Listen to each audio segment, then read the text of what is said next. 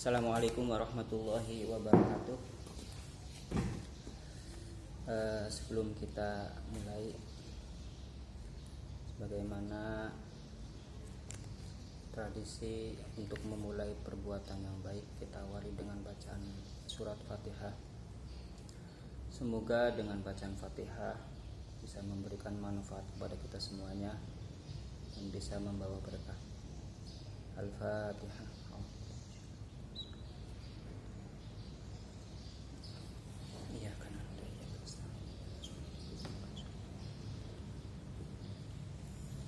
Bismillahirrahmanirrahim.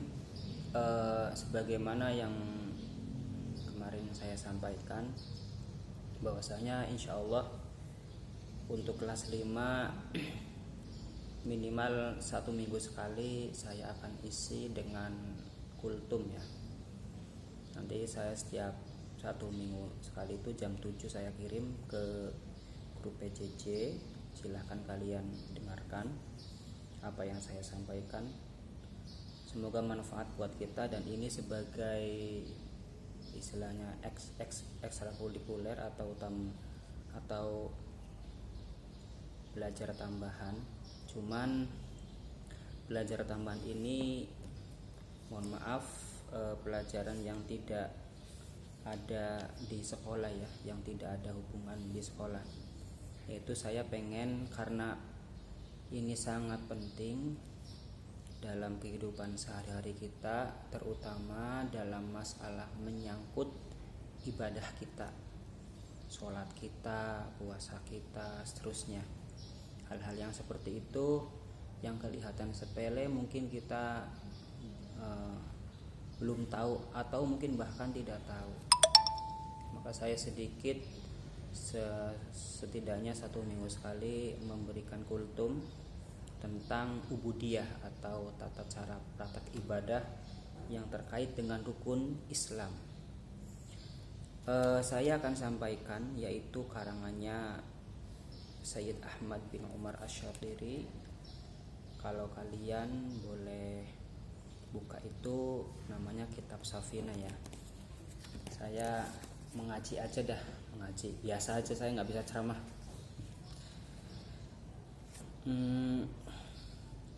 Memang kitab ini atau buku ini buku yang sangat simpel, tapi di dalamnya itu mencakup makna yang luas, yaitu tentang praktek ubudiyah, tentang sholat, tentang bersuci, tentang tandanya Bali dan seterusnya, tentang puasa, zakat, haji.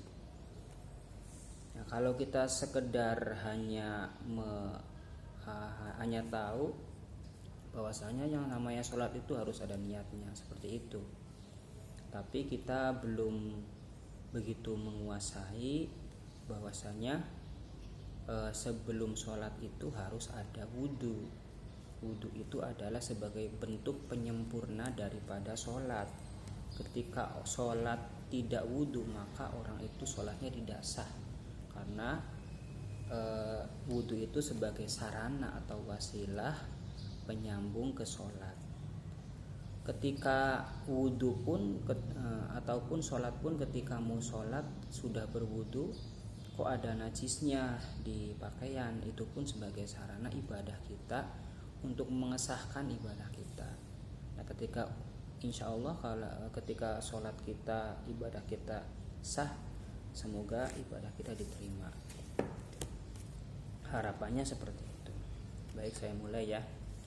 Saya membaca atau saya niatnya satu di sini bukan apa ya. Saya niatnya satu belajar bersama-sama. Maka kalau saya niat belajar, barangkali perkataan saya ada yang, penyampaian saya ada yang salah atau keliru, mohon diluruskan ya. Jangan kalian jangan malu-malu. Sumpah besar ini tentang ini kok ada yang keliru ya. Baik, nanti saya akan membuka referensinya gitu.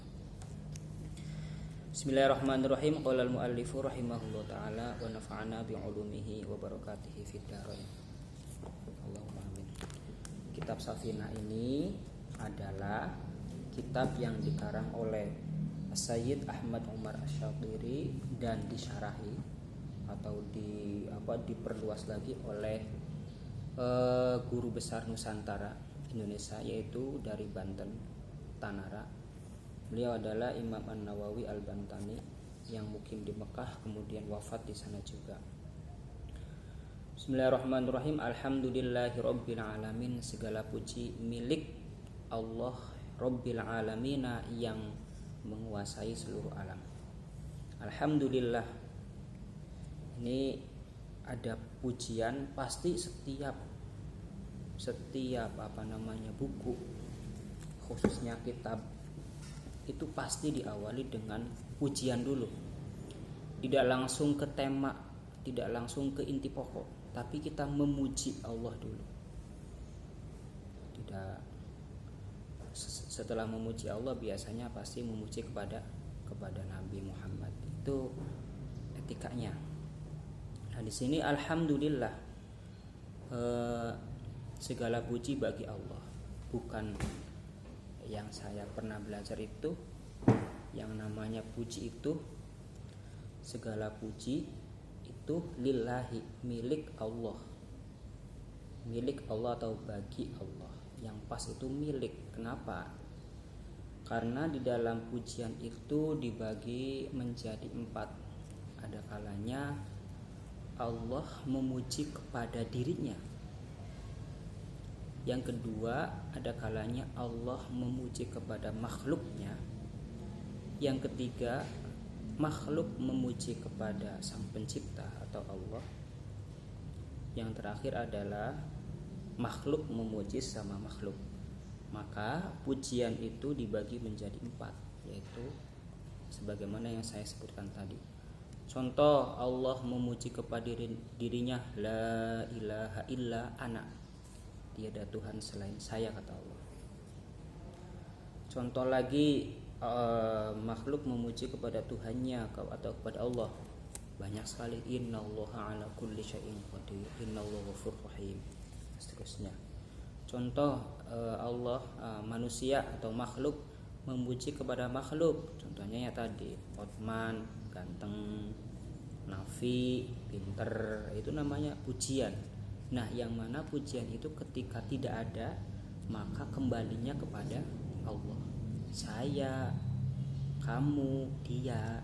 Ketika saya tidak ada, maka saya itu adalah milik Allah, kembali kepada Allah. Maka tidak ada yang berhak untuk dipuji selain Allah. Semua pujian, entah itu pujian yang berupa sifat untuk pribadi sesama manusia ataupun sama kepada Allah, semuanya kembali ke Allah. Maka ketika ada orang yang meninggal, kita ucapkan inna lillahi, inna, sesungguhnya kami itu lillahi, milik Allah. Ya tadi sebagaimana saya sampaikan, wa inna ilaihi raji'un. Nah, itu hanya kepada kita semuanya kembali kepada wa binasta'inu ala umurid dunya waddin, wa bihi, dan dengan pujian nasta'inu kami meminta atau memohon ala umurid dunya, tentang perkara dunia, waddin, dan tentang perkara akhirat. Wa sallallahu ala sayyidina Muhammadin khatamin nabiyyin. Shalawat serta salam kita curah limpahkan kepada Tuhan kita, Nabi kita, yaitu Nabi Muhammad SAW, khatamin nabiyyin, yang menjadi para penutup atau pungkasan Nabi. Wa alihi, dan kita junjungan juga kepada keluarganya, wa sahbihi, dan sahabatnya, ajma'ina, semuanya. Nah, di sini yang dimaksud dengan ali adalah yang dimaksud dengan keluarganya Nabi, sebagaimana ulama mengatakan, ada yang mengatakan bahwasanya yang dimaksud dengan keluarganya Nabi yaitu orang yang berjalur atau yang keturunan Bani Hashim atau Bani Muthalib. Tapi ada juga sebagian keluarga ulama yang mengatakan bahwasanya yang dimaksud dengan keluarganya Nabi itu orang yang mukmin. Itu namanya keluarganya. Kalau orang mukmin, kita orang mukmin, mudah-mudahan kita termasuk keluarganya Nabi. Kalau kita termasuk keluarganya Nabi, mudah-mudahan kita dikiret atau mendapatkan syafaatnya Nabi Muhammad SAW, sehingga kita mendapat jannatun na'im. Washabi, sahabatnya Nabi, yang disebut sahabat itu ialah orang yang pernah menjumpai Nabi, orang yang pernah menjumpai Nabi walaupun dalam keadaan buta.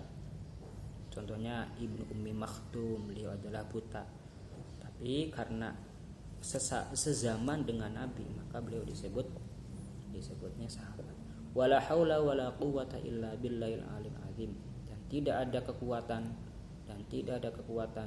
kecuali dengan Allah Subhanahu wa taala. Baik, ini adalah awal dari mukadimah ya. Mudah-mudahan kita selalu continue istiqomah. Awal mukadimah ini, penyampaian yang singkat ini semoga bermanfaat untuk kita semuanya. Kita akhiri dengan doa Al-Fatihah. A'udzubillahi minasyaitonir rajim. Bismillahirrahmanirrahim. Ar-Rahmanir-Rahim. Maliki yaumiddin. Assalamualaikum warahmatullahi wabarakatuh.